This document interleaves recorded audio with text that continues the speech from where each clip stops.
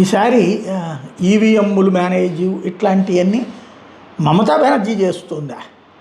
ఎన్నికల సంఘం అంతా బీజేపీకి ఫేవర్ అని ఒక పక్కన ప్రచారం జరిగితే, ఒక బస్సులో ఈవీఎంలు ఇంతకుముందు ఒక వీడియో చేశారు. అట్లాగే చందనా బౌరి ఎవరైతే బీజేపీ క్యాండిడేట్ ఒక వెహికల్ని అడ్డుకుంది, తృణమూల్ కాంగ్రెస్ వెహికల్లో ఈవీఎంలు వెళ్తూ ఉన్నటువంటి సందర్భంలో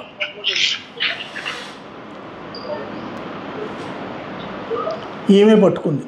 అదిగో ఆ వెహికల్లో ఈవీఎంలు ఉన్నాయి, దాన్ని పట్టుకుని কেন্দ্র বালাগালকে ফোন చేసింది।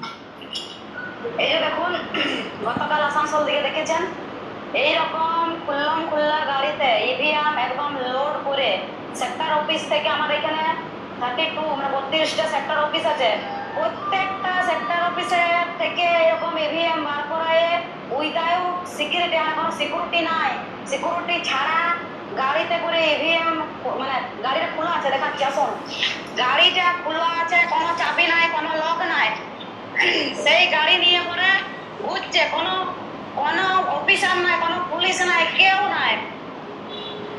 এই যে ইভিএম নিয়ে ঘুরছে, যদি 20টা যদি ইভিএম আমার বদলায় নেয় তাহলে আমার এখানে কি হবে? কি সরকার বিধানসভাতে ওরা বুঝতে পারছে